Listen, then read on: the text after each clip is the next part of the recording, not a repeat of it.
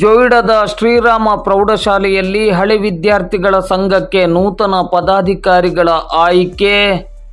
ಹಳೆ ವಿದ್ಯಾರ್ಥಿ ಸಂಘದ ನೂತನ ಅಧ್ಯಕ್ಷರಾಗಿ ಪಾಂಡುರಂಗ ವಿ ದೇಸಾಯಿ ಆಯ್ಕೆ. ಜೋಯಿಡಾ ತಾಲೂಕು ಕೇಂದ್ರದಲ್ಲಿರುವ ಶ್ರೀರಾಮ ಪ್ರೌಢಶಾಲೆಯಲ್ಲಿ ಹಳೆ ವಿದ್ಯಾರ್ಥಿ ಸಂಘಕ್ಕೆ ನೂತನ ಪದಾಧಿಕಾರಿಗಳ ಆಯ್ಕೆ ಪ್ರಕ್ರಿಯೆಯು ಶಾಲೆಯಲ್ಲಿ ಜರುಗಿತು. ಹಳೆ ವಿದ್ಯಾರ್ಥಿ ಸಂಘದ ನೂತನ ಅಧ್ಯಕ್ಷರಾಗಿ ಶ್ರೀರಾಮ ಪ್ರೌಢಶಾಲೆಯ ಹಳೆ ವಿದ್ಯಾರ್ಥಿ ಹಾಗೂ ನಿವೃತ್ತ ಮುಖ್ಯೋಪಾಧ್ಯಾಯರಾದ ಪಾಂಡುರಂಗ ವಿ ದೇಸಾಯಿ ಅವರನ್ನು ಸರ್ವಾನುಮತದಿಂದ ಆಯ್ಕೆ ಮಾಡಲಾಯಿತು. ಸಂಘದ ಉಪಾಧ್ಯಕ್ಷರಾಗಿ ಉಮೇಶ್ ಗೌಡ, ಪ್ರಧಾನ ಕಾರ್ಯದರ್ಶಿಯಾಗಿ ಗಿರೀಶ್ ಕೋಟೆಮನೆ ಹಾಗೂ ಖಜಾಂಚಿಯಾಗಿ ಗುರುರಾಜ್ ಎಸ್ ಗೌಡ ಅವರನ್ನು ಅವಿರೋಧವಾಗಿ ಆಯ್ಕೆ ಮಾಡಲಾಯಿತು.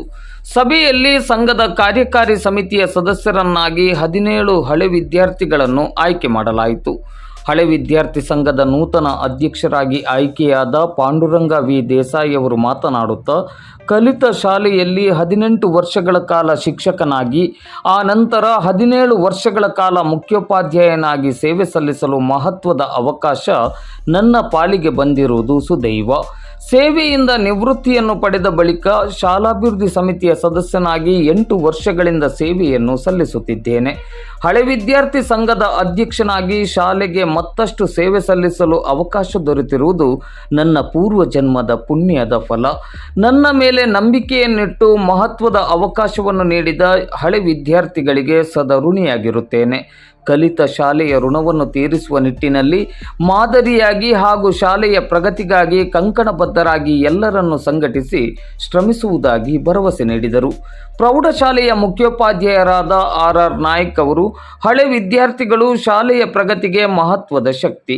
ನಮ್ಮ ಶಾಲೆಯ ಹಳೆ ವಿದ್ಯಾರ್ಥಿಗಳು ಶಾಲೆಯ ಬಗ್ಗೆ ವಿಶೇಷವಾದ ಗೌರವವನ್ನು ಇಟ್ಟುಕೊಂಡಿರುವುದು ನಮಗೆಲ್ಲ ಅತೀವ ಹೆಮ್ಮೆ ತಂದಿದೆ ಎಂದರು. ಈ ಸಂದರ್ಭದಲ್ಲಿ ಗ್ರಾಮ ಪಂಚಾಯತ್ ಸದಸ್ಯರಾದ ಅರುಣ್ ಕಾಮ್ರೇಕರ್, ಪ್ರಮುಖರಾದ ಮನೋಹರ್ ದೇಸಾಯಿ, ಅಭಿಷೇಕ್ ನಾಯ್ಕ್, ವಿಶಾಲ್ ದೇಸಾಯಿ, ಭವಾನಿ ಚೌಹಾಣ್, ನಾಗರಾಜ್ ಪಟ್ಟೆ, ಚಂದ್ರಕಾಂತ್ ದೇಸಾಯಿ, ಅಜಿತ್ ಗೌಡ, ರೂಪೇಶ್ ನಾಯ್ಕ, ನಿತೇಶ್ ದೇಸಾಯಿ, ಸಂಜಯ್ ಹರಿಜನ್, ವಿನೋದ್ ಸಾವರ್ಕರ್ ಮೊದಲಾದವರು ಉಪಸ್ಥಿತರಿದ್ದರು. ಸಭೆಯಲ್ಲಿ ಶಾಲೆಯ ಪ್ರಗತಿಯ ಕುರಿತಂತೆ ವಿಸ್ತೃತವಾಗಿ ಚರ್ಚೆ ನಡೆಸಲಾಯಿತು. ಶಾಲೆಯ ಸಮಗ್ರ ಅಭಿವೃದ್ಧಿಗಾಗಿ ಒಗ್ಗಟ್ಟಿನಿಂದ ಮತ್ತು ಸಮನ್ವಯತೆಯಿಂದ ಶ್ರಮಿಸುವ ಆಶಯವನ್ನು ಹೊತ್ತು ಸಭೆಯ ಬಳಿಕ ಶಾಲೆಯ ಮೈದಾನದಲ್ಲಿ ಮಾನವ ಸರಪಳಿಯನ್ನು ರಚಿಸಲಾಯಿತು.